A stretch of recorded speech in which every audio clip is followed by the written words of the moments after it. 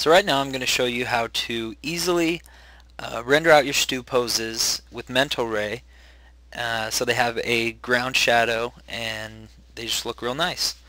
So first step, let me show you what it looks like right out of the box when you render it.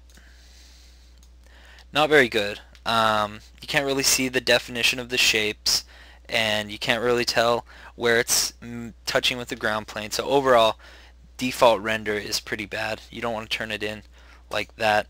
First things first, let's create a polygon primitive plane. Scale that up. That'll be our ground plane, of course. And I'll render that, and it still is going to look bad. It's a little bit better because we can see some perspective of the ground plane, but overall still pretty bad. What I want to do next is pull up our outliner, and let's change the background color of our scene to a lighter color. So select perspective camera if that's what you're working in. You might have a camera already. You should always try to animate with a camera and not in perspective. And scroll down here to environment and change it from black to something lighter. Now we'll render that out, and it's still going to look pretty bad. We can start seeing some definition, but that shadow's too dark, and it's very bland. Next thing, we are going to open up our hypershade and make a new material right here called Use Background. You click that, it'll pop open a new material, and I'm going to middle mouse drag it to our plane. And I'll re-render to show you guys what that looks like. Still nothing amazing. In fact, since there's no shadows, we're basically where we started. It's like there's no background, because what the Use Background does is it doesn't put off its own color.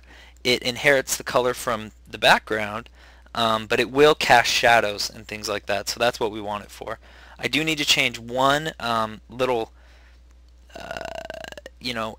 attribute here to that. I want to turn reflectivity all the way down.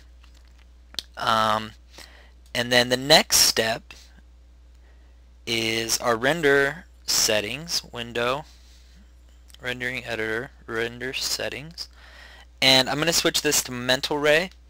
There's a couple things we need to tweak with our materials, but I'll show you how the Mentalray rendering will work right out of the box. Switch this to production, and by default that's going to turn some of your settings to where they already need to be, which is really nice. Final gather,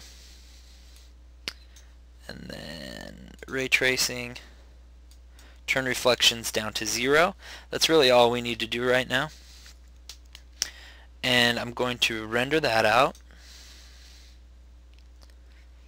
and the materials are blown out, but overall it looks a lot better. You know, we don't have these dark shadows, and we're starting to see some shadow at the feet, so you can tell that he's actually standing on a plane. Now to change these materials, it's pretty easy. Animation Mentor, by default the materials are kind of weird. At least they were last quarter. They might have changed them this quarter. But we're going to scroll down to all of the ones that are either tan or brown and double click them. Double click it. And then over here we need to scroll down to Mentalray, irradiance color, and make sure that this value is 1.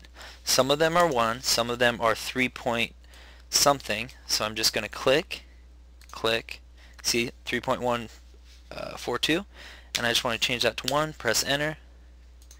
Next one, 1, enter. Next one, 1, enter.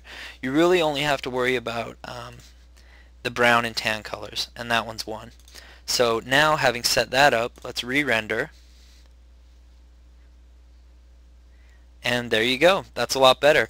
If you need more light or less light, you're going to change your background color, and